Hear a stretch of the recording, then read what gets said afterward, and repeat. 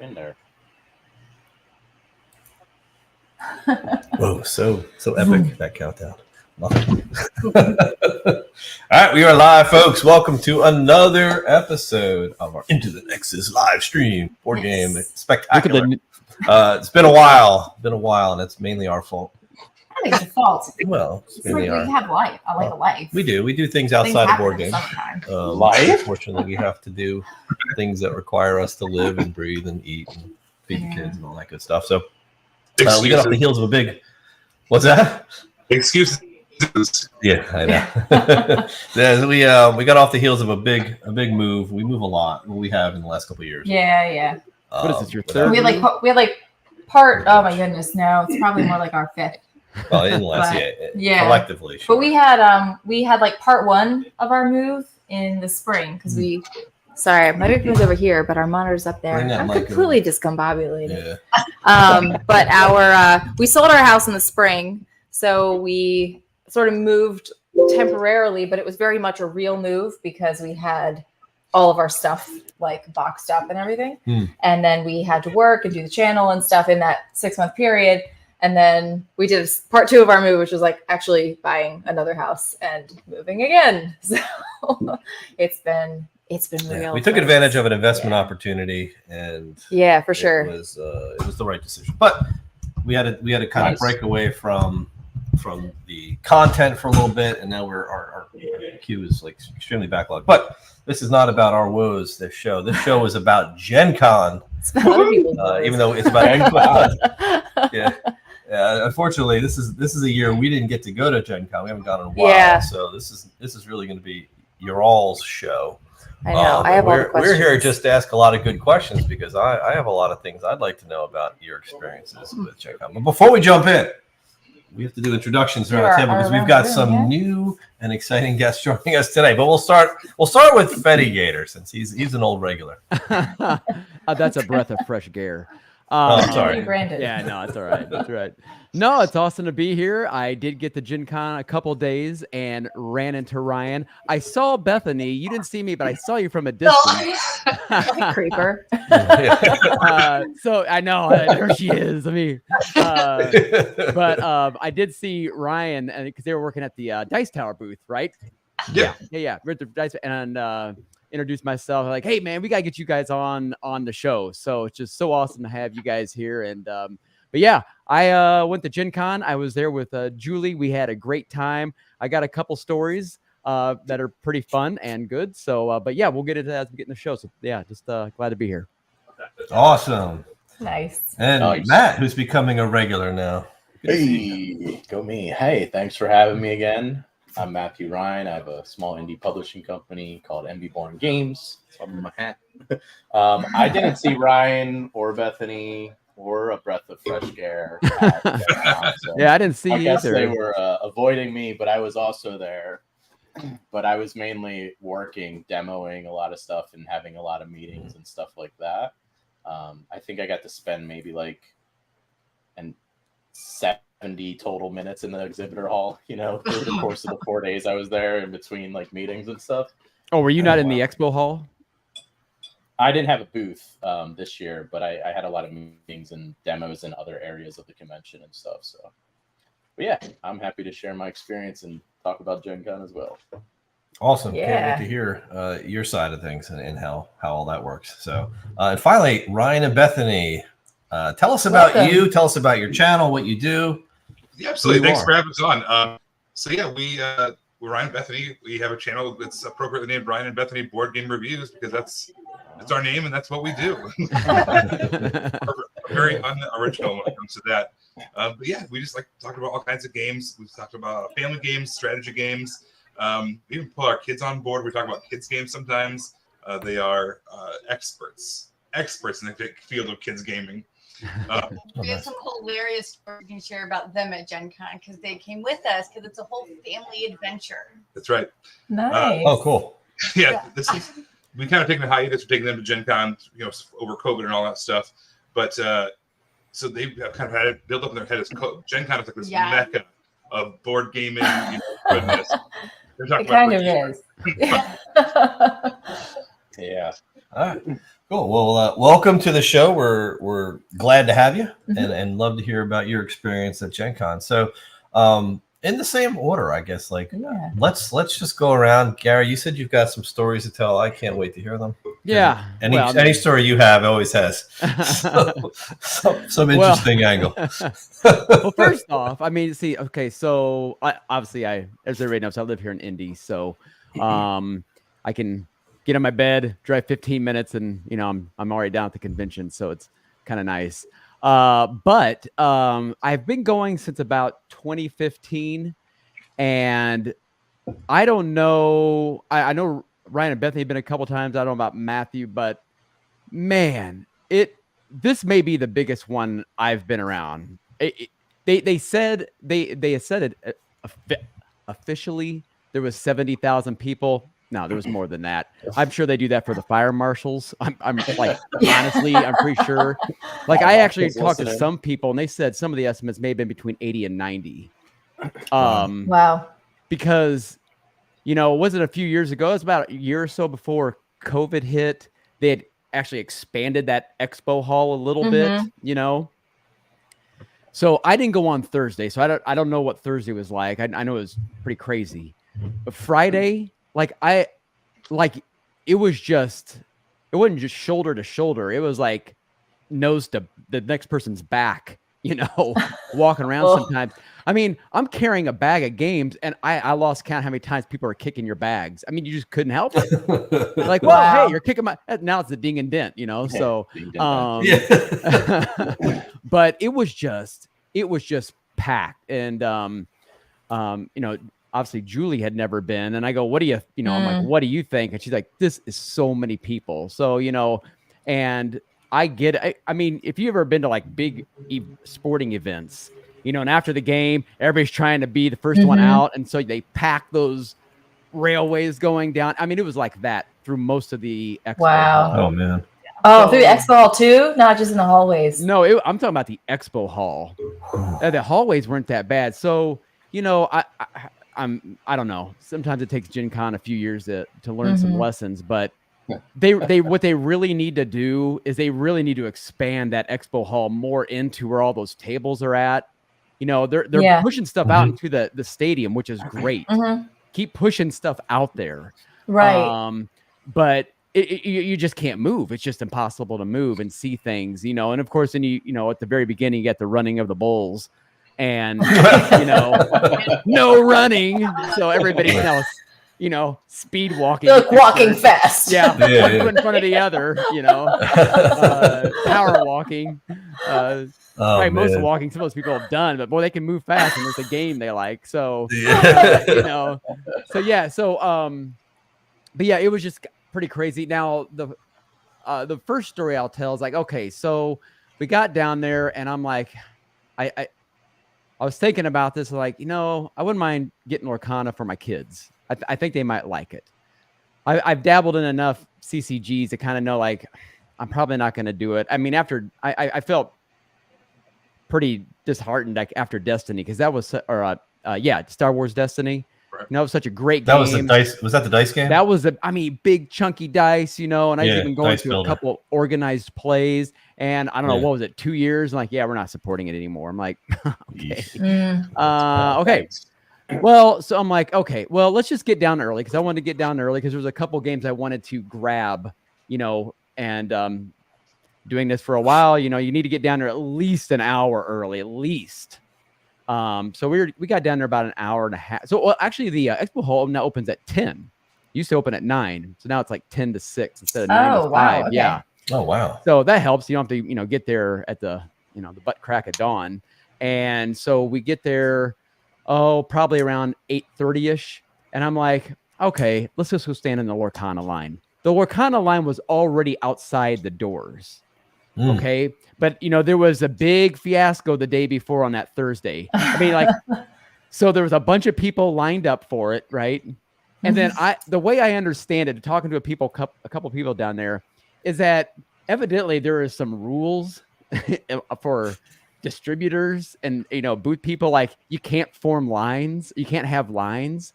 Well, somebody, obviously, what I understand, somebody knew that. And right near about the time it's supposed to open, there are people kind of like lined up. All of a sudden, be like, no, there's no lines. There's not a rule for that. You can't make a rule. And so people just like just charge the door, and people are literally getting shoved in the walls. I mean, like it was like bad. It was like a soccer game in the Premier League. The fans go crazy. So, oh wow.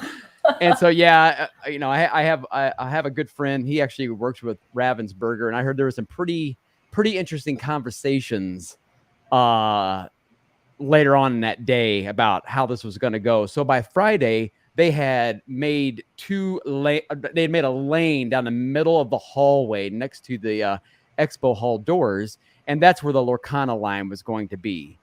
And so by the time we had gotten there, it was just outside the doors. And I'm like, you know what? Let's just do this. Let's just, we're here. It's Gen Con. It's fun. And we don't have to go stand in there. It's kind of outside. It was a nice morning. It's like, so we'll stand there. Because she stood there like, I'll walk in. Let me just go see how long this line might be. Because hopefully they'll, have a little process and we'll get through it very fast. So I'm like, okay, there's a lot of people, but I think we'll move fast. 4 hours later.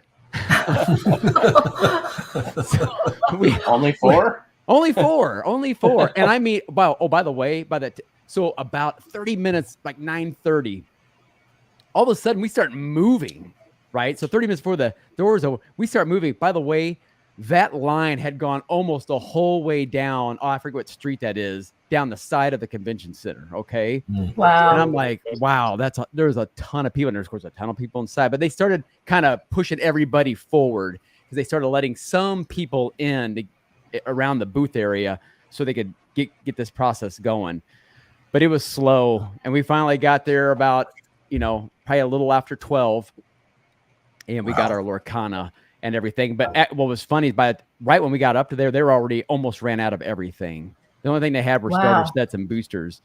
But, they were thanking everybody. They were passing out food because of what happened the day before. They were giving all these Lorcana pins out. They're giving the promo cards out that you go online. People are like buying them for $50, $75. Here's two. Here, take a couple. Oh, wow. But that was pretty crazy. But because we stood in line, I kind of missed out on a couple games I wanted, but that's another story. But I'll kind of stop there for the moment. But that was the process. Interesting. All right, cool. Let's go to Matt. Share something exciting. Scared me. I had a pretty fun experience where I decided that I would book my flight the day Gen Con opens on Thursday and also have scheduled demos at the same exact time. So I landed and had like a half an hour to get to the convention basically to start showing off my demos in the first exposure playtest hall.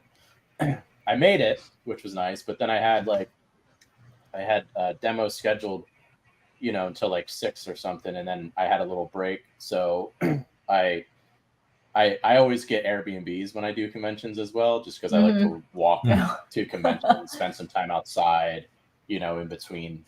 And it saves a little money usually, but I called my Airbnb. I'm like, or I texted him like, hey, can you send me the check-in information? And he just completely ghosted me. So he never gave me check-in information at all. And I contacted Airbnb and they're like, oh, well, we'll just refund you and you can find a new Airbnb. But I booked it like 8 months in advance because, the price was so low then. Right. And then literally Airbnb was like, it was like literally like $350, $400 a night for new ones. And wow. My whole stay when I booked it was $500 for like the whole 4 or 5 weekend days or whatever it was. And they're like, yeah, you just have to pay the difference. And I was like, oh, no way. So I was just, I usually don't push on stuff, but I'm like, I'm not coming out of pocket that much. So I pushed them on that. And I reached out to other board game people I know. I'm like, hey, can I maybe sleep on your floor if needed? So I don't have to sleep under a bridge. And a lot of people are like, yeah, that's fine. But eventually they called me back and they comped the difference. So that worked out for me. Oh, that's awesome. That was great. Yeah. Kudos. Airbnb in the beginning. No, what a nightmare. I was like, I was like, because I I need to get there the day before, get myself situated, Right. and then do everything. It's a learning lesson for sure. But, you know, I'm sure somebody would have let me sleep on their floor, so it wouldn't have been that bad. But I don't know how well I've been doing the next day with my back, you know. But Yeah.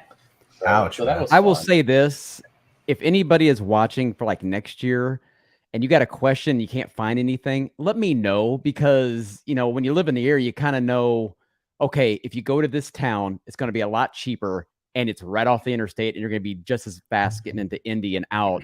Because then I would just use ParkWiz. I don't know if you've ever used ParkWiz. That's an app, and so ParkWiz, you can get parking spots all over the United States. I used to use it every day, and I was getting $10 spots that were really going for 40 if you went right to the garage and you paid. So you get $10 the whole day. So, and I was 2 blocks away from the convention center. But there's a couple little towns around here that have nice hotels. You know, they might be a Motel 8, but it's a small town. They kind of take care of it because that's like the only thing there, you know. So they're nice, you know, they're not roach motels. But you get them like super cheap. So yeah, I'll help anybody out next year. Well, I appreciate that, but I'm just going to crash your place next year. Now that you can do that too. Hey, that's what we do. That's what we do. You can bunk with Anthony on my bear rug. Yeah.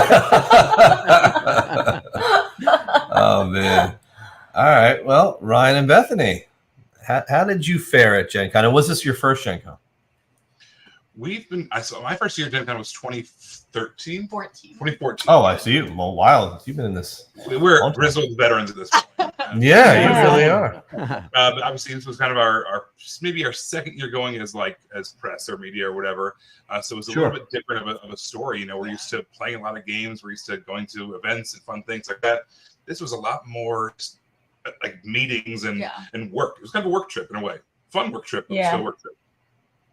With children, and it was very with exciting. kids. Yeah, I went to work that morning, and then I left early so we could drive 5 hours so we could go to a meeting that night. So that was delightful.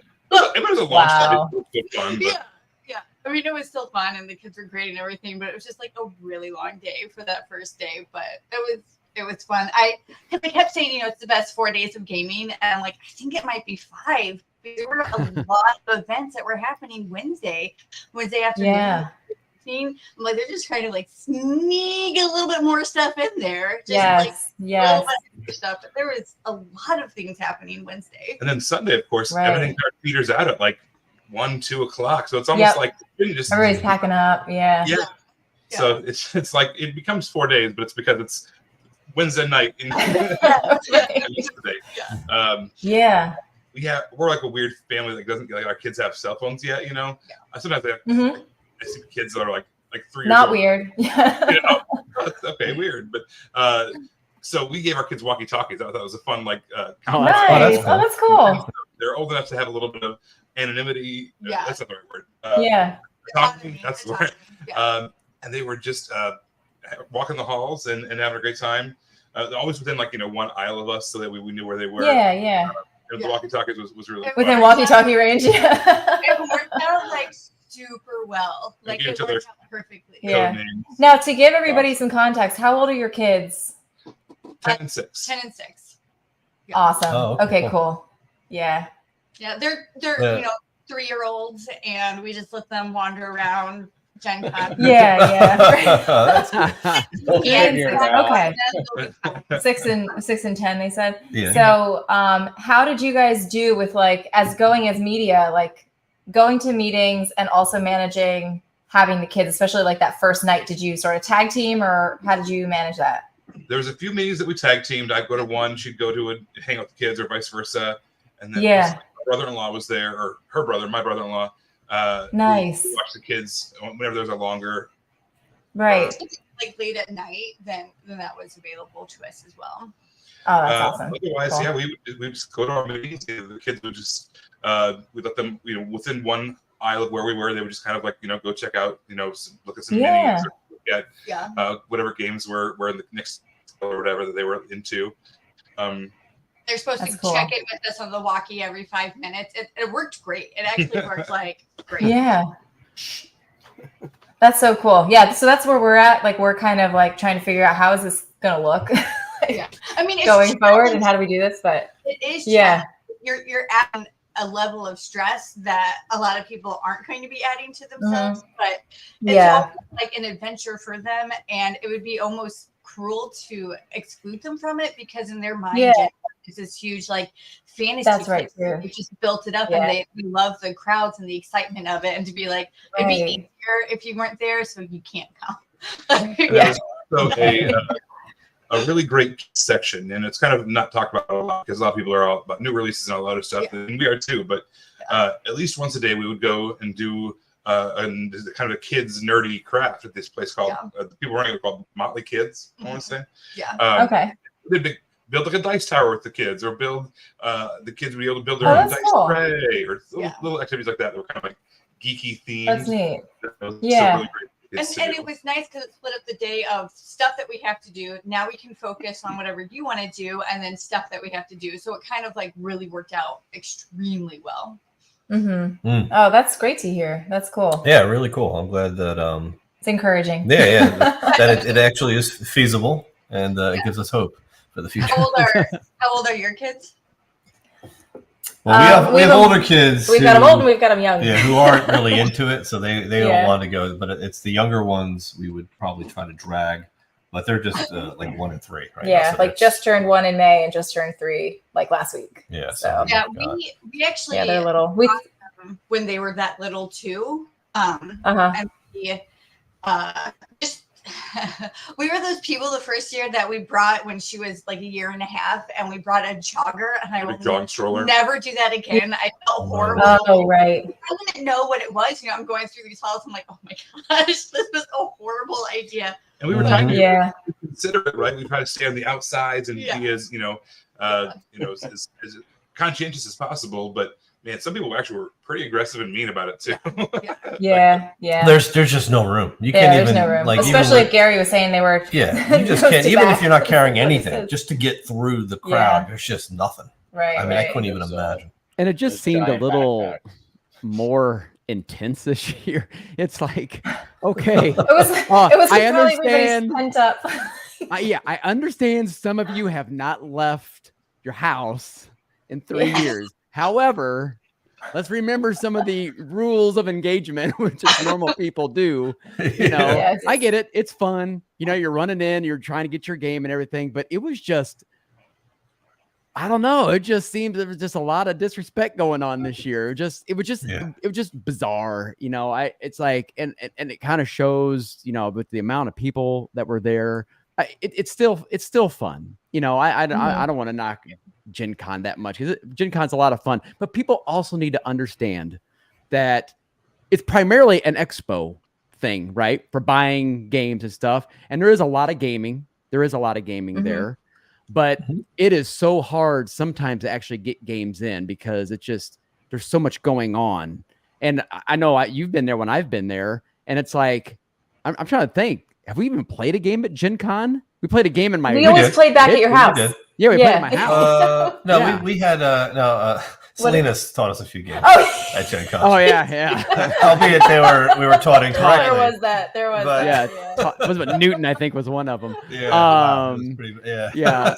But you know, it's funny because I could probably count on 2 hands, maybe even one. I have to sit and think of all the times I've been at Gen Con, actually sat at the convention center and and played.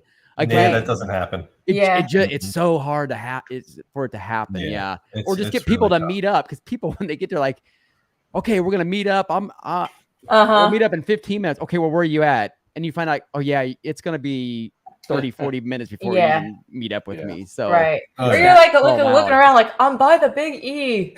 Yeah. Look like the sign. I'm like, look for the monster. Look for the big sign. Around me. Okay. That's one of the nice things about all the hotel rooms, though, is that in the lobbies, there's just tons of gaming there. Yes. Yeah. In the convention center, but people are taking their stuff, and that's just like, that's all of the lobbies are filled with games. Yeah. Like peeking over, you know, what do you have? Yeah. That's pretty cool. There's a lot of hotels. And we used to have a friend that went, and he would room with like 5 or 6 other guys, like all in one room. And we would go up in game with them sometimes. Remember we played like code names and stuff like that. Yeah. They honestly, they split one of these giant suites, and they would it would be like literally like 5 or 6 dudes staying in this one room, and then they'd all just wander in every now and again, and then they'd throw a game on a table, and whoever was there would just jump in. It was pretty cool. Yeah, and it was like them, but then also anybody they knew, and like it was just this walking in out 24-hour like game hall. It's crazy. So Bethany brought up a great point, and I'm also reading some of the chats. I see like Vanessa talking about, I don't know, I want to go, I don't know if I really want to go. I know a lot of people have that same sentiment. Let me tell you this: if you want to have a really good time, you just want to go and play games, you want to experience Gen Con, but you want to play a lot of games, maybe just buy a 1-day ticket, pick whatever day you want. If you're going to stay a couple days, like Bethany said, every hotel down there, all their convention rooms, all their conference rooms are basic. Just walk in. At the Marriott there, the big blue hotel, when you go into Indy, you see there, the JW Marriott, they have a couple of massive conference rooms. And last year, Julie and I went into one of those. We got there, I don't know, 8, 9 o'clock. There had to have been at least 500 people in there playing anything and everything, old games, new games. People will just take you in. We had a blast. I mean, people are yelling and screaming at their games. It's just, and it goes all night long. And you don't need a ticket to Gen Con to do that. Like just go in there. Just walk. No one's stopping you. Just walk in. Just act confidently. Act like you've been there. Act like you are there. Bring a game if you need to. Like, oh, okay, yeah, come on in. I mean, you'll get into something. And actually, I would say that's one of the most fun things about Gen Con is going into those hotels and those conference rooms, because it's, it's just really a lot of energy going on. It's just a lot of fun. So that's a great point. Yep, very cool. All right. Well, since Gare, you're back on the screen. Okay. What you got for me? Sure. So let's shift instead of telling a story. What game did you go there? Name one game you went to Gen Con with intention to get. Besides Lorcana. Did you get it? And if you did get it, how do you feel about it? Yes and no. So I wasn't there on Thursday. I had to work. So we went on Friday and then went back on Saturday just for a little while to see all the, the crazy cosplay and walk around a little bit more and stuff like that. I went there. The games I really wanted to get were World Wonders of Arcane, but that sold out the very first day. They only had so many copies, and I blame Ryan Schoon at Man vs. Meeple. I go, dude, give me that game. You gotta give me that game. He couldn't get it. And then I talked to Brandon, and Brandon was in a booth pretty close to that. Well, he was working the booth. By the time he had gotten off and done, they were already sold out. So that's okay. I didn't get that one, but I know that'll be coming out in about October or so. Another game I wanted to get was Sky Team, and I finally grabbed it. Nice. That game is really fun. It comes out, I think, in October too. I'm not exactly sure. But sold out on Thursday, sold out on Friday. I finally grabbed, rushing in with the Bulls on Saturday, grabbed a copy, and I was very thankful about that. And real close to that was Osprey Games, and I really wanted General Quarters World War II. And they only had like 20 copies a day, and I couldn't grab it. And I see Rolling Dice and Taking Names, and I saw he had a copy, and I have watched his video playing that copy about 2 times because I can't wait to get my hand on it. But I actually ended up just finally pre-ordering it from like Mini Market, and I'll get that in October. I did get Barcelona. I didn't go there to get that, but they were running out of those fast. And I'm like, you know what? I'm just going to go ahead and get it. I haven't really played it. I've set it up and looked at it. But I hear the solo and the 2-player is great. So I'm really excited about getting that. It's just your point salad Euro, so I'll see if it's something I want to keep or if it's going to replace something. And I'm trying to think if there was any other game. I don't think so. There was a lot of good games. If those are ones I really, really wanted, but I got 2. So I'd say I got 2. Oh, and I did get Iki, the Iki expansion, Akibono, which I love Iki. I love Iki, and I can't wait to bust this one out too. What is it called? What? Iki? Yeah. Iki. He was talking about that last time. Oh, did you? Yeah, and then there's the expansion Akibono, kind of adds a bridge and a couple more markets. Oh yeah, like that. Yeah, it's a gorgeous game. A lot of fun. If you haven't played. Now, did you play Sky Team? Did I play Sky Team? Yeah. So setting it all up and everything, just kind of dabbled with it because my table is actually a little full from Mr. President right now. It literally takes up my whole table. But staying there and watch a couple of the friends play Sky Team, that sort of stuff. So I'm like, oh yeah. This game, I can just tell it's totally up my wheelhouse. I know Ryan and Bethany got it too. So they could probably even tell you more about it. Let me ask them. Ryan and Bethany, did you have a chance to play it? Yes. We actually, we played it at, and then we actually had the designer teach us it, or he was over our nice. the guy teaching it. So we had the chance to talk with them as well. What a cool 2-player game. It is so fun. Yeah. It's a dice rolling, dice placement game with no communication between you and your partner. That you're basically a pilot and a co-pilot, and you're trying to land a plane, but this plane is, there's a bunch of different airports you have to land a plane at. Every scenario is its own different kind of setup, I suppose. Yeah. And so the way they set it up for us was basically the base game, but like he made it a little bit harder than that, which we like hard co-ops. We like losing cooperative games. So we were one turn away from winning, which was like perfect. Yeah, that hooked us right there. We were like, we can lose a game by one turn. Like that's a maximum tension. Yeah, that's perfect. And it was really quick. I mean, even with the teach, it was maybe like 35 minutes. Tops, yeah, it was very quick.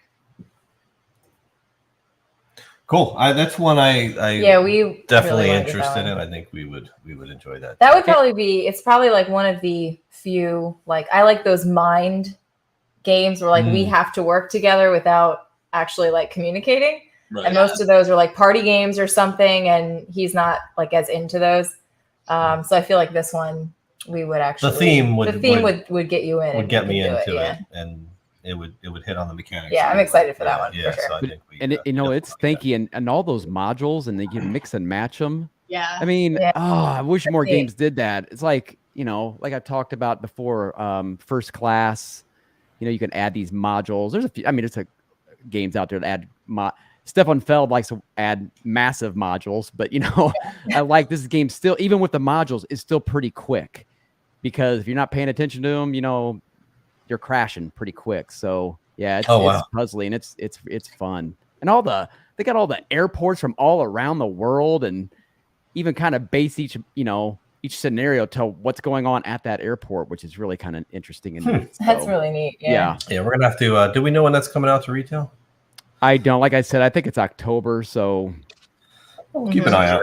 Yeah, I mean, even if it's funny because our instinct right now with anything like this is like, oh man, I want to go out and pick that up right away.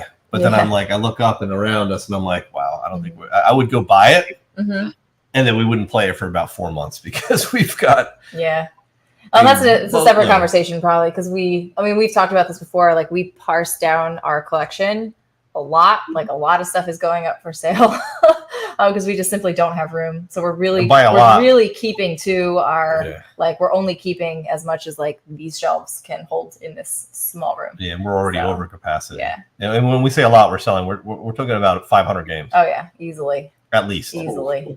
Yeah. Wow. So this isn't like, it's not like we're selling, 50 games. No, legit 500. And if a game comes in and we don't have room for it, like another game's leaving. Yeah. So a lot of our, I think, content going forward is probably going to be based on like what came in and what is going What's going out. Yeah. And here's where you can buy it. When we downsized, we packed up our entire board game collection, which we hadn't done in a while. And we filled those, they're extra large moving boxes from Home Depot. And and they're tall. And you can only fit so many, but you can fit a decent amount because those boxes, when they're packed, they must weigh over 100 pounds, like easily. Like they are like backbreaking heavy. Yeah. I felt bad for the movers, but I probably have like 14 or 15 boxes. I was in storage right now, packed with games. Yeah. And the rest are here. and it's like we're overflowing. And we have here. 2 boxes that are like we know for sale. And 2 more boxes here we know are for prepped. sale. Like it's just Yeah, it's insane how many we have. Yeah, and it's funny. I wanted to make a comment. We had a comment come through early on in our chat here that said because we had made mention to like taking up like an investment opportunity, and this person had said that the best investment is spending time with people you care about or whatever, which is actually the investment that we made. So we decided to downsize. We sold our house. Like that was a good investment on its own from a monetary perspective, but really the goal was let's like go smaller. Let's be a little cramped. Let's like see each other a little bit more, and let's have a little bit more resources to do the things that we love to do with the people who we love to do them with. And that was the kind of like same for our board game collection too. So instead of kind of being in like this dungeon of like board games, it's the only place we can fit them all and everything. We're moving the studio to our main living space. Like anybody who comes over is going to see exactly what we do. And and just kind of have it be part of our life a little bit more. And so, it's pretty cool. So I wanted to touch on that because that was a good point. Oh yeah, for sure. Our gaming table used to be in the basement where all our it always has been. Yeah, except for when we were in the apartment. Tucked away. Back when things were easy. In the beginning, back in the very beginning. But now we're like next to our kitchen in sort of a living room area because we have a living room and a den. So it's part of the household now. So which it should be, right? Because you're gaming with your family. Yeah. You want to play on your main gaming table. You don't want to, and it just so happens to also be our studio. But that's a little cool. Little side note about us, since we really can't talk about Gencon. Yeah. We do something a lot of games. Collection. What's that? We do something similar with our collection. We started a policy, I don't know, like 3 or 4 years ago, that if it hasn't been asked for in a year, then we get rid of it. Sometimes you'll ask a game and it doesn't work out, like the timing doesn't happen, or you choose something else, but at least you're wanting it. But if you ask for it in over a year, then it's obviously something we're not going to get to. So that's right. I like that. Yeah, that's cool. Yeah. Very cool. All right, I think we haven't heard from Matt in a little bit, man. I was gonna say with 500 games, you could start your own convention. You got a library. That's what I know. That's what I was telling him. I'm like, we need to come. We need to come up with like a better solution where we can just share them. Yeah, in mass, there's 500 library. They're all good games. Pretty good games too. It's not like we're slouching here, and it's like they're all legit. Yeah. A lot of euros. And we're all about collecting too. I know Vanessa made a comment about like somebody who owns over 2,000 games and they like collecting, and like we're not saying like that's not cool or anything. Like totally cool to collect stuff. Yeah, it's just not but us. For us, it's just our, this is our thing. Yep. Until you sell them all, make sure you don't miss a storage payment. I don't want to see those pop up on Storage Wars episodes. Could you imagine? Everyone would lose their mind, man. It'd be in every Facebook group. Look at this haul. No, they probably would downplay it as if it wasn't worth what it's actually worth. Like, oh, it's just board games. This is a bunch of garbage. I just paid. They're just all labeled games. I paid $1,000 for this. Yeah, not really. Like when you add it up, like it's ridiculous. It's like when you're talking, okay, I can get $30 to $60 for some of these games because there's $100 games in there. Yeah. And then you just do the math and you're like, whoa, this adds up quick. Like it's a lot of money worth of games if you can sell them for a decent price. But I know people who have insurance on their collections. Yeah. I believe it. Yeah. Absolutely. So, it's like kind of like when it's good just to have it, like the insurance part of it, like in case something does happen. Everywhere I've lived, I've taken a picture of all my games. That way people know, or you never have to claim something. Yeah, I had that in there. Yeah. So that's pretty smart. This is my proof. This is my proof. Yep. Yeah. Nice. Crazy. Yeah, so Matt, what game did you go for, man? I mean, I know you went for business. Did you have a game in mind? I honestly, I was demoing my own games a lot. Sirens and Kalahari got great feedback, and then I met with AEG because I don't know last time I was on, but we signed a deal where they're my localization agent now. Cool. So nice. That's very exciting for me. Congratulations. Yeah, that's awesome, man. Thank you. Yeah, very excited. I got one game I got 2 games actually. So I picked up one for Art, the designer of Sirens, he wanted oh man, a brain fart. I don't know what it was, but it just came back in stock. It like they've been selling for $100 a copy, and then I just walked up and bought one for 30. You know? Oh wow.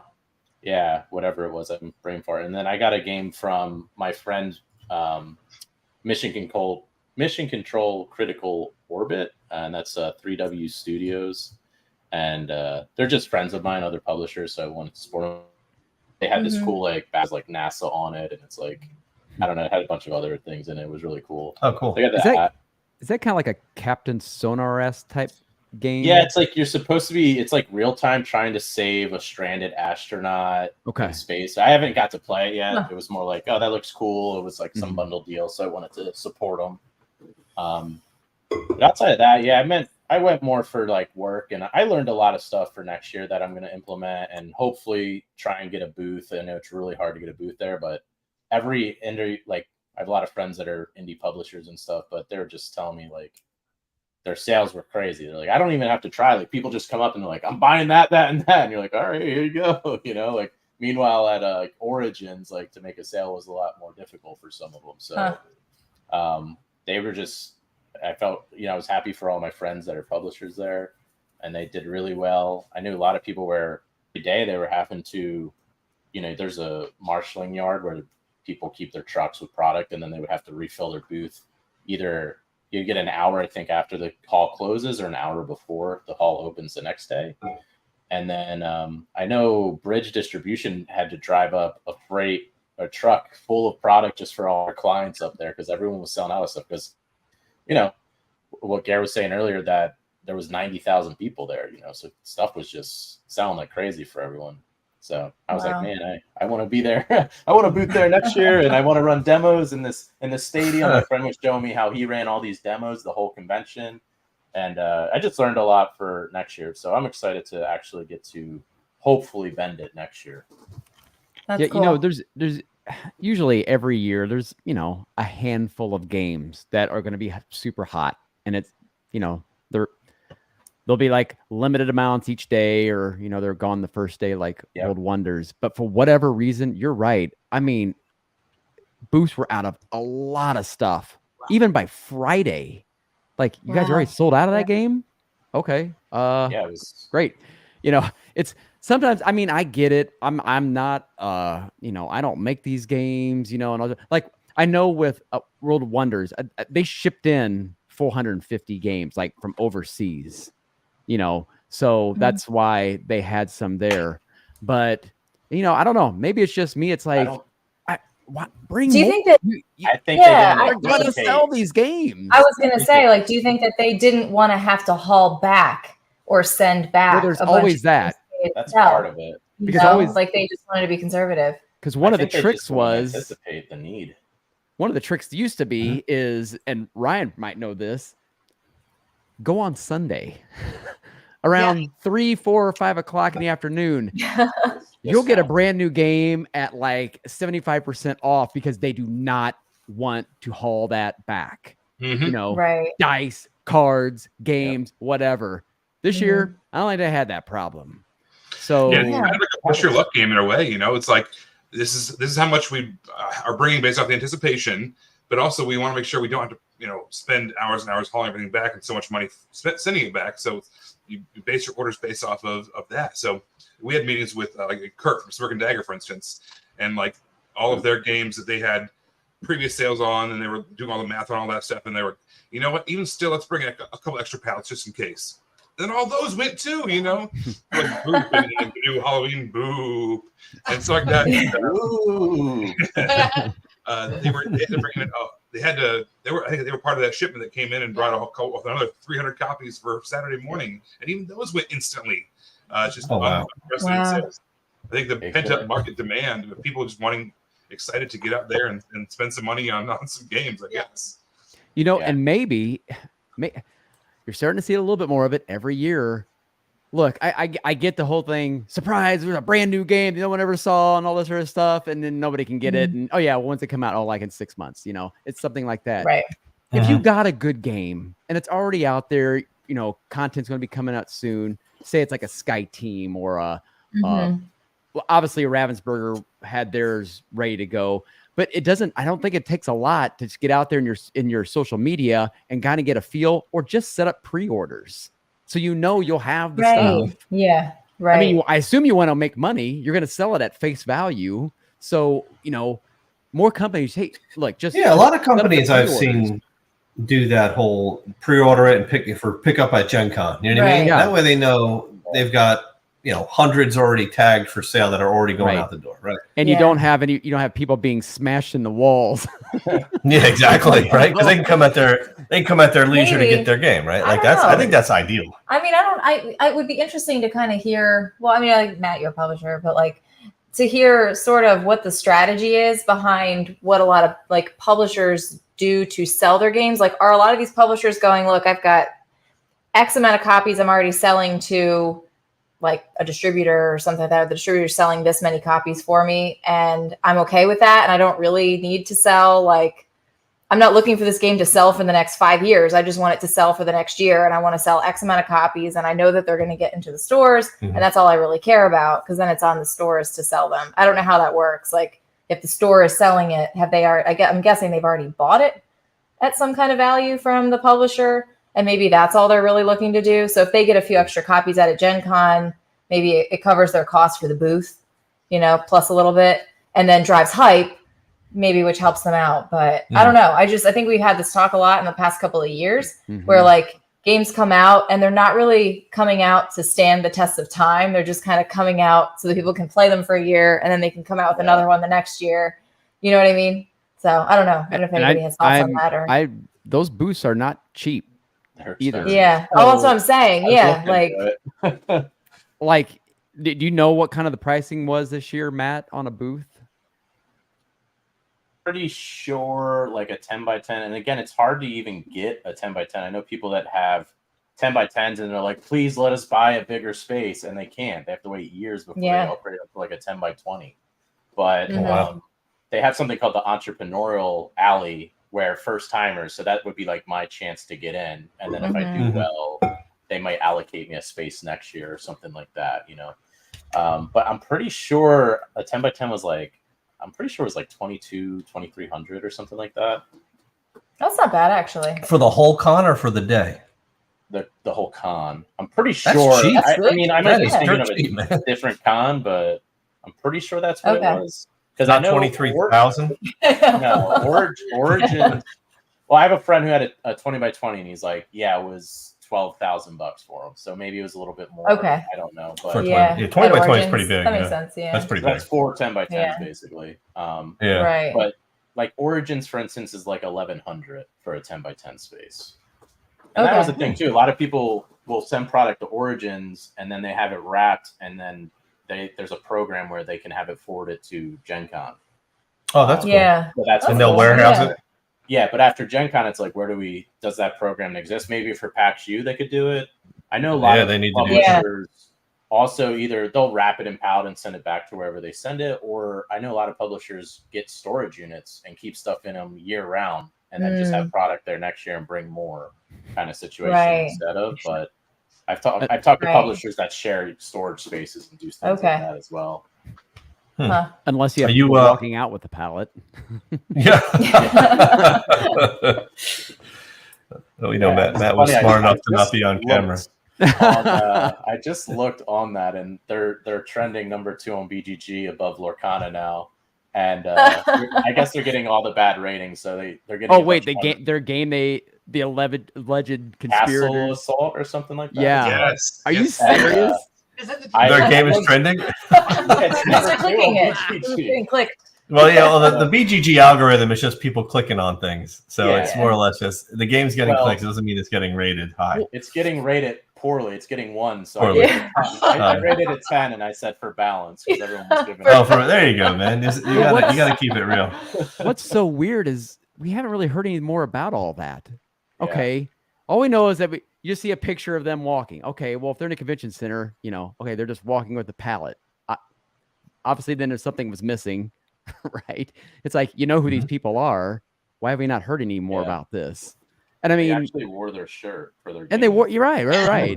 I mean, maybe that was the plan. They get on the hotness of BGG. This is what we all sucked it into a ploy. Yeah, that's right. That is crazy. All right, folks. We just got a late join by Mr. Marty. Yes. Hey guys. He heard you talking crap, Gary. Yeah. I just jumped in. Heard you talking about Gen Con and some of the craziness that went on there. So I thought, hey, I was there. So throw my 2 cents if you want to hear it. We've been meaning to get you on the show anyway, so I'm glad you were able to come in with the last minute invite here. So awesome, man. Thanks for jumping on. Oh, sure. I'm not prepped. I'm wearing a t-shirt I worked out in and stuff, but it's late at night. Nice. We're casual. Yeah. So what was your experience like at Gen Con this year, Marty? We missed it. So just keep it brief. It was crazy like everybody else's. So I've been going since 2010, and at that time I went back and looked up. There were 32,000 people there at that time, so it's more than doubled in size. It definitely feels like pre-Gen Con, pre-COVID, when they had around 70,000. I also heard numbers of around 80,000, and I wouldn't have been surprised. But Gen Con came out and said officially it was around 70, and that was unique passes that they sold. So I mean, I just got to go by what they say. That's what's going to be reported, but it felt more than that. But maybe that's because last year was only 50,000. Why it felt that way. First day, Thursday, I did try to join the Lorcana craze. I thought I have an exhibitor badge. I was working with Restoration Games, helped them set up their booth and stuff, and they got me a badge. And I thought, well, I'm just going to see if I can just sneak over there right as the door opens. And then all of a sudden, literally to my left and to my right, they just came in and just collapsed right on top of me. It was like, I'm out. And like, I don't need it that bad. So that's when I made the beeline over to Osprey Games, where the designer Thompson was sitting there with General Orders. And I said, I'll buy one. Oh, nice. So they only bought in like 300 copies. So I plopped down $35 because I was definitely wanting that game. So I did manage to grab that one, which y'all were talking about way earlier. Yeah. And that's when I had saw that Fatigator had mentioned that game. So have you played it, Marty? I have. Tell us about it, man. Tell us, because I'm curious. I like everything that Trevor Benjamin and David Thompson does. I just think they are the ones that do the Undaunted series, which is the deck building World War II game, which is really clever. So yeah, they promised a war type game as a worker placement game, and it's 100% that. 2-player, plays in 30 minutes. It's a small board. It ends up effectively being an area control game. So the war theme aspect honestly could have been anything. It wasn't as deep in its theme as some of their other games are, but it's a very clever board where you have hex spaces on the board. There are little places to put your worker. If you put a worker in a space, it could be to move your army into that space. You have a separate worker placement board off to the side where you could place a worker to recruit army from your reserve onto spaces that you can control. You can draw cards that you can use during the game to help for like combat, etc. There's a space where you can paratroop in to some spaces on the board, and there's a barrage space where in your HQ you could put one of your workers and basically shoot into some spaces onto the board to try to thin out the armies. You only have 4 workers per turn, only 4 turns per game, and that's really the gist of the game. Combat is literally your defenders roll a die to see if they do any damage to people coming in, and that's the only die roll there is. It's literally each of you remove one of your pieces from the board until there's nobody left or somebody's left, and if there is whoever has it has control of the board. It's really that simple, and it sounds probably too simple to be any fun, but it really is. Like I said, it plays in 20-30 minutes, and the flip side of the board introduces airplanes. So there's ground troops and then air troops that you need to take care of, and they brilliantly designed that aspect into it too. What era is this?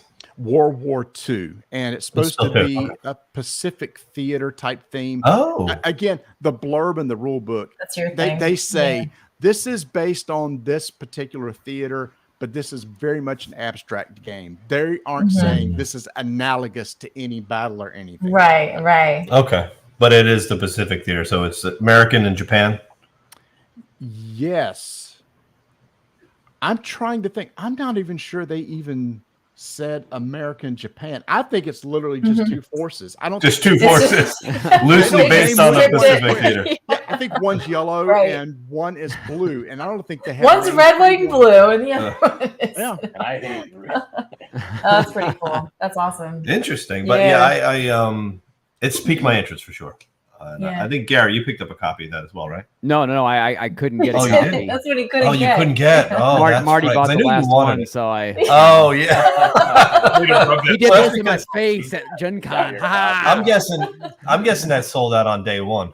If you only bought 300 some odd copies. I think it did. I can't remember. I don't know if anybody knows if it was allocated. Per day, allocated meaning where they save some per day. I don't think they did that. Some places did that, because another game right after OSPI, I jumped over into Oink Games and grabbed Tiger and Dragon, which was their big game of the show. What is that? Have you ever played Scout? So you know that stuff they make, Scout, etc. You don't know Oink Games?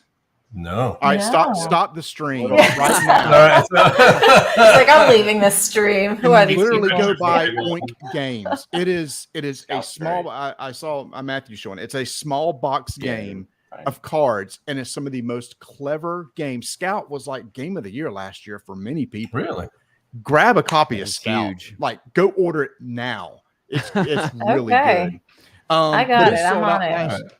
It sold out last year at Gen Con. It was the hot game from Oink, and it was one of those things that just caught fire there, and then everybody just went and bought a copy real quick. And ever since then, everybody's been kind of going through their backlog and finding stuff. It's from Japan, so these are Japanese designers, videos, and that's why they're hard to get. They really don't send out review copies of anything. And so Tiger and Dragon is a Mahjong tile game. So it's different than there are others, because they're usually just card games, but this is different. I'm not going to try to explain the rules because it's kind of confusing. Yeah. It's a full game that you can play with these nice Mahjong. It looks cool. Yeah. It's fun. It's a fun game, but I don't want to try to go over what the rules are. It's pretty straightforward to learn, but if nobody's played any Oink game. Oh, if you have a Nintendo Switch, Oink. I do. Oink Games has an app on there where you can have access to several of their games, and Scout is one of them on there. Oh, I didn't On even know iOS, there's an Oink Game app as well, and Deep Sea Adventures is free. You have to buy the rest from like Scout and some other ones, but I think I've seen Deep Sea Adventures. Here's That's Tiger and Dragon, right? Yeah, it looks really nice. There you go. Well, that looks pretty nice. Yeah. I totally missed that one. Yeah, see, we should have had you on, Marty, for the pre-Gen Con show. You could have taught Gary a few things. Yeah.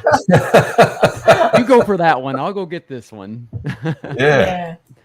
We're getting some. Yeah, go ahead. I was just curious, Ryan and Bethany, and also Marty. What was your guys' games of the con? The ones you played, like, you know what, man, this was the game. This was the game that for the con for me. Yes, we talked about Sky Team. That was probably the one that we were running after. I wanted to get Ticket to Ride Legacy just because that's kind of one of the classic games that we kind of started playing early on in our hobby. So didn't end up buying it, but got it pre-ordered from our local store. Most of other good ones. I talked about Boop a little bit. What was another one that was? Oh gosh, on the spot I can't think of a lot right now. We made our top 10 anticipated ones, and those were some of the ones that were Sky Team was one of my highest ones. It's a blast. We're very happy to have gotten Nice. Cool. Definitely want to get that. What about you, Marty? What's your favorite? It's cliche, Sky Team. Yeah. Oh wow. Yeah, I played 4 or 5 games at Gen Con. I mean, I would just grab somebody and say, "You got to see this thing." It is. I mean, seriously. So we're getting ready. We got a lot of games to cover on our podcast. I told my co-host Tony, I said, Sky Team's got to be the first thing that we cover when we get back. It's It is one of the most, number one, it's only 20 minutes long, 30 minutes long. It's real quick. It's a dice-driven co-op game. It's one of the most thematic games I've played in a long time. I can't believe how thematic the concept of rolling dice and placing them on a board works within the scope of this game. Huh. Awesome, man. Yeah, you're making me really want this game now. Oh, you'll get it tomorrow. What are you waiting for? All right. What about you, Garrett? What was your favorite? Sky Team? That's my answer. Well, yeah, that's right. Yeah. That's a good question. They were all pretty, the ones I got. I'm trying to think of the ones. You know what? Yeah. I'll tell you, it's not even out yet. But sitting there and getting an understanding of the rules, there's a game coming out on crowdfunding in February that I think is actually going to be enormous. And we've talked about this, and that's Galactic Cruise. I only saw the prototype, and it is uber simple prototype. But wow, this game's gonna be really, really good. And if you like Lacerda, which I'm iffy, I'm okay with Lacerda. I know you all. Oh, don't even. Now we need to stop the stream. Yeah, that's right. That's blasphemy. But it's got some Loretta.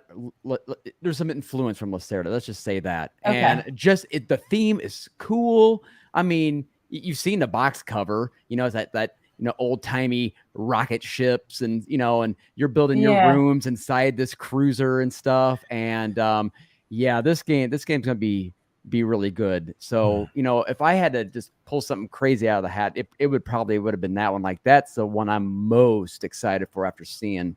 Because there's still a lot of demos at Gencon, stuff that is not going to come out until maybe Essen or later on. And I'd say the other one, even though I did not like Barrage at all, but this new game, Luciani game, Nucleum, which is like a mix of Barrage and maybe somebody can help me out. Brass, yes, Brass. Oh, really? Okay. Yeah. They had it laid out there. Yeah. I didn't get a chance to demo because it's always somebody sitting there. But that one looks really fun too. So I'm excited about that one. And I think, is that an Essen release or is that the next? Essen. Is it an Essen? Yeah. Yep. So that's probably gonna be one of the big hot games out of that one. So I would say those two things. Just seeing that. What about Last Light? Did we get a chance to play Last Light? Oh yeah. Talk about people running for a game. Yeah. I played Last Light. On TTS, I had a chance to play a couple rounds of that online with Roy. Super, super cool. But I hadn't actually gotten a chance to play the physical copy yet. What is Last Light there? about? What's that? What is that game about? So it's basically, the way he's kind of pitching it is it's a 4X game, but instead of taking 8 hours or 12 hours, it's plays in 1 hour. And it's got a rotating, spinning board, big, beautiful 3-dimensional planets, and a kind of cool theming as well. It's a 4X game that plays in an hour, which is pretty unheard of, and actually fun too. I think Gray Fox is doing that. I think all the back. Yeah. I'm looking at it now on GameFound. Kickstarters are getting their copies now, so it'll be out soon. Okay. Interesting. Yeah, have you played that one, Marty? Did you guys demo that one? I did not. This is the one Roy designed. Sorry. Yeah. Okay. Right. Okay, cool. Awesome. Yeah, we'll keep an eye. Yeah, I'm looking at, and we're in the chat. People are kind of talking about PAX U too. And so that's what we always look at Gen Con, and we're like, what's coming out of Gen Con or what's being demoed at Gen Con that's coming out at Essen? And those are the things we look for at PAX. Because sometimes you'll see some of those come through to PAX. So either bring copies or there's usually a booth or two that are from overseas. They ship some of these Essen releases in and sell them then at Gen Con. So I know we're always looking for those. But yeah, some conversation in the chat about whether PAX U is a thing. And yes, it's very much a thing. It's the only con not to say the only con we will go to anymore, but we're more close. And it's we are always talking about PAX U to friends, kind of nationwide, because it's like a scaled down version of Gen Con, but it's to us it's a little more fun, like an Origins or something, and the timing is really good. just being like after Essen and Gen Con and stuff, you kind of have some time to sort of, I don't know, get like your head stop spinning, and you can kind of go and just have fun and play some games and walk around. It's not like so crowded and stuff. But Plus it's getting Philly's really good. bigger though. That's it is getting bigger. Yes, we'll see. The one convenience about, as you said, with PAX is that it's in the heart of Philly, so we're like the convention center is literally like 2 blocks from Chinatown, so you can walk from the convention center to any restaurant you want in Chinatown if you like Chinese food. And there's also like a smash burger across the street and like a bunch of other. The food options are just way better than we have the indie we just food have trucks. like a pho place that we go to at lunchtime every day. Yeah, so it's like we have our routine, but it's so it's become our favorite con. Yeah. Hey, I will say this: at Gen Con, they totally did something smart, and I don't. So they used to have, you walked right outside the doors and it was like that Georgia food truck alley. The food truck, not anymore. Yeah. Now what you do, you walk out, you take a right, or you can go through the convention center and go right down to the end. So you're heading south, like you're heading toward the stadium there. And they now have all the food trucks out there with this huge block party thing going on out there. Oh, wow. Oh, so okay. You can now get all the food trucks. I mean, there had to been 30 of them out there. Were they doing that in 2019? No. This is the first year. I feel like no, because remember what they would do is they had the they would it was just food trucks in the middle of that courtyard thing. Okay. And then they would only have so many, and after such a time, they would move out. And right. the next yes. Yep. Yeah. Now they're all there. So that's great. That's cool. Yeah. It was like island noodles or pierogies. Like that's all we ever. Island noodles. They were there. Oh, were they? They were. There's a couple pierogi trucks. So the smart thing was you just walk down to the end because everybody's standing at the first ones, and there's no line. Oh, that's funny. But they had music out there and playing and stuff. So they are getting better. They're getting smarter with some of the things. But yeah, PAX sounds fun. I've never been to PAX. PAX is good. Are you going to go this year? Yeah. When is that again? We got a room. December. The first week in December. Yeah, you can stay. We'll put you up. It's always like the first week of December, I think. So you guys Bethany and Ryan, are you guys going? Are you going to PAX this year? I went last year. This year conflicts with most years conflicts with a proto spiel in Madison. Oh, and so I've been doing a little more design stuff. So this year I'm going to go to the proto spiel instead. But I went last year. It was great. Oh. Nice. Wait, are you designing something? I just designs that I'm got underway. I just actually signed my first game at Gencon as well. Whoa, that's awesome! Congrats. Yeah, that's so really cool. The co-design with a couple of great friends as well. But so yeah, it'll be coming out, and I'll be able to talk a little bit more about it later. But definitely still very much an introductory level designer. I'm not fancy or anything, but yeah. So proto spiels are fantastic ways to get a lot of playtests in with really high level playtesters and other designers. But unfortunately, this one happens to be really, really big, and it's always the same first week of December, just like PAX U is. Yeah. Right. And Matt's going, right? This is your first PAX, right, Matt? This is my first PAX with a booth. Yeah. With a booth. Yeah, I've been applying for a booth for PAX for 4 years, and they finally approved me this year. They finally approved you. Yeah. Legit. Good stuff, man. More people now. Now we know where we're hanging out all day at PAX. Marty, are you heading to PAX or Essen? No, I've still got Essen on my bucket list to do, but no, I probably won't be doing either one. It's just we travel out of town to family on Thanksgiving, and it's just insane for a couple of weeks trying to get that in. Yeah. I went to the very first PAX and loved it, but just hadn't had a chance to get back.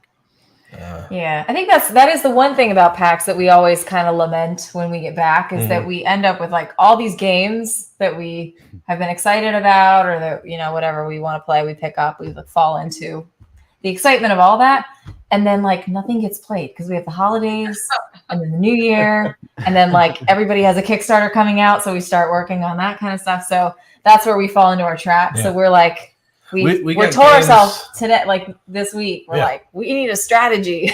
I'm looking at like 3 or 4 PAX games we got from at PAX last year to review that we haven't reviewed yet. Yeah. So our goal is to get them out on video before the next PAX. Yeah. Shame. It'll happen. This is great. Yeah, it'll happen. Got the timeline going.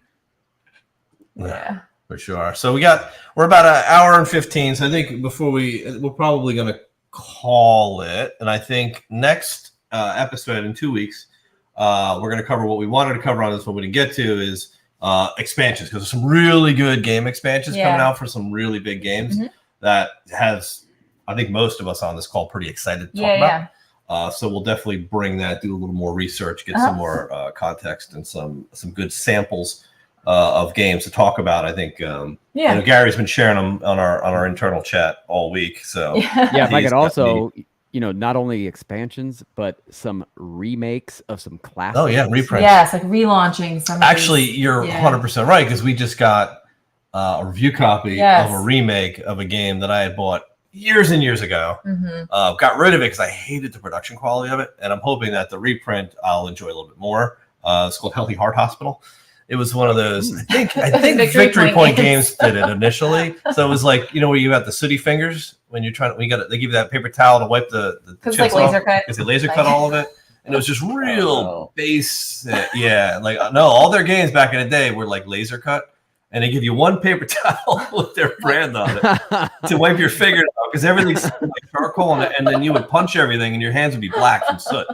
It gave you a paper towel. Anyway, it was brutal. So either way. See, if you've gone to Gencon, you would got the promo baby wipes to, you know, to play with. Yes. So I thought you were gonna say Shipyard. That, you know, that's one of the games. No, that we'll save that talk for 2 weeks, because that's. But I want to hear, before we go, maybe you're already thinking about this. I want to hear what happens to Gary's Lorcana. Oh yeah, Gary, why don't you finish out with your big story on Lorcana? Right. What did you? I'll just say real briefly. So I stood in line for 4 hours, Julie and I, and we had a lot of fun standing there, you know, watching and talking to people, and they're going through and they're passing out all the promo cards and everything. Of course, we do our whole 4 hours, and we get up there and I go ahead and I get my Lorcana. And then, like I said, you know, that was one of the games I'm walking around and people are kicking the bag, and I'm like, oh, I'm going to bust open this booster box, you know. And then not that the next day saw a number of people just playing it. So I didn't break open anything yet. And I was just kind of watching and looking, and I'm like, I don't know, maybe, you know, because I watched Ryan and Bethany talk about it, their video on it, and in fact, you should all go watch that, because it was a really good talk about Lorcana. But for me, and I know what kind of like what my kids like, I was like, I don't know. I don't know if they're gonna dig into it, because personally, like I said before, I don't want to get too many. I don't want to get it back into another CCG. But I thought, okay, well, this might be cool for them. The more I thought about it, I was like, no, I'm okay. So I decided just to go ahead and sell it. So I sold it, and it paid for the rest of my haul. That's basically what I'll say. So, you know. And I hear some people out there, oh, you should be selling your. I stood in line for 4 hours. I can sell whatever I want to sell. Go pound sand. If that's the case, then what are we having flea markets for? You know, last time I checked, oh, you got a Queen's Gambit Star Wars. No, you should be selling that for $400. You should sell it for $40. That's what you bought it for. Yeah. So here's your 40, whatever. So yeah, I made a nice profit. Somebody really wanted it. You can have it. That's fine. It's a supply and demand thing, right? Because it just came out 2 days ago at all the game stores, so now I can go back and get it again if I want to. You got paid for waiting in line. I got paid for Julie and I's time for waiting was about $100 a piece. So, you know, per hour. So, hey, time is money, man. Man, some people just love that Disney stuff, and they do. I will say the cards look awesome. Some of those foils look awesome. And so, you know, later on, if that's something I might want to get into, I might just get one starter pack and see what they think. But other than that, that's basically what happened to Lorcana. So while it was a long wait, it literally paid off in the end. So well, I was at my game store the other day. Oh yeah. And I was talking to the owner about Lorcana. Shout out to the Gameskeep. Yeah, Gameskeep in Westchester. So he was like, Carl was like, he hates collectible card games. He hates carrying them, but he carries only when he carries his Magic, really, because it's Magic, and that's basically what funds most game stores nowadays is the Magic, because they just sell it like it's like crack, right? Yeah. So he gave in and ordered Lorcana from his distributor. he found out like literally 3 days before he was supposed to receive pallets that he was actually going to get them. And where he was ordering, I think he was ordering something like 40 like starter packs. He was getting 3. Yep. Like, so that's the supply right now. And they have no say in how much you're getting, when you're getting it, and they tell you last minute. So he's just like, I've got 15 pre-orders on this and I have to fulfill 3 of them. So basically I'm not getting anything to give to anybody. How horrific is that? So it's like, even though it is releasing, you're probably not going to get it. So it's unfortunate. Yeah, unless you're. What are you looking for?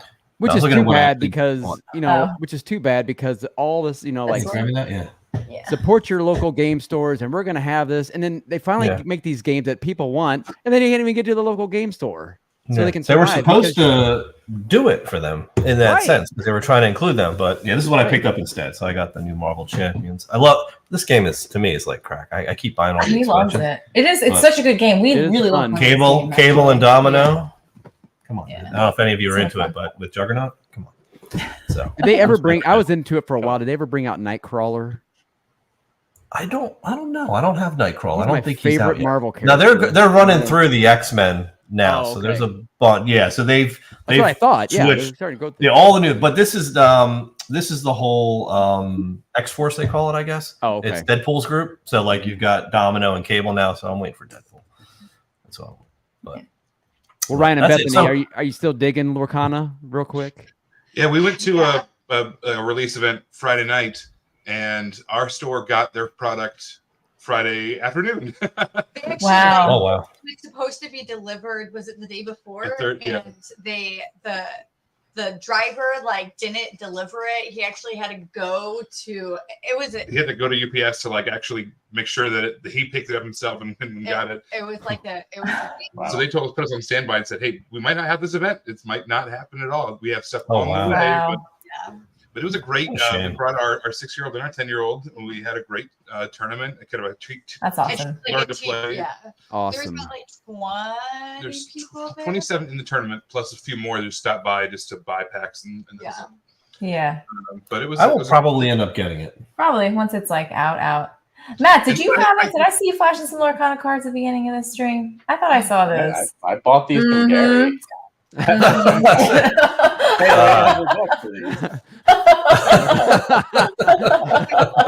Oh, that was you. Yeah, put my business out there. No, I was at a very local convention, and there was just a guy vending. I was like, "Where's the Lorcana?" He's like, "I actually have a few," and I was like, "I'm not gonna play it. I just bought it for my friends that I know want it and can't get it." Yeah. And he's like, "You can have 3 packs." I was like, "All right, I'll buy 3." So. Oh, cool. That's cool. Very awesome. I got some Lorcana. All right, so we're since today is actually Francis's birthday. It is my birthday. We're gonna call the show. Yeah, because why? Well, it's your birthday. Well, we'll eat some cake. And then we all got to work tomorrow, so I don't like to run too long. Hour and 20 now. Yeah, happy birthday. I feel like Thank we should you. sing or Thanks. something. That would make my night actually. Go ahead. But... Yeah. We're gonna sing. All right, I'm just kidding. You don't have to. We sing. have to do it together. Happy birthday to you.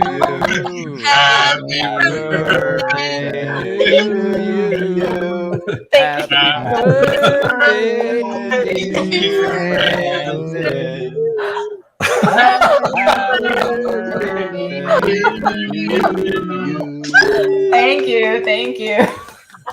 That was great. See, much appreciated, guys. Can't ask for a better gift. I appreciate that. This is horrifying. Yeah. On that note. Yeah. Well, look, Marty, Ryan, and Bethany, thank you all for jumping in this week. Thank you for having us. Yeah, absolutely. Look, it's always we're real open invitation here. So anytime we put it out, our guests, we share the link with you guys. If you're free ahead of time, jump in. We'll give you the topic ahead of time. That way, if it's something that kind of appeals to you, jump on. You don't have to stay the whole show. If you can only come on for 20 minutes, 30 minutes, you do that. Jump in, jump out. We just want to make it a big group of us just talking about games every week. I think that's really we had a lot of fun. Awesome. And if you're catching this in syndication, so you're watching this later on, which we know a lot of you do. Yeah, a lot more people watch this later. A lot of you do. Please leave your comments below. I know a lot of us kind of jump in and answer those comments.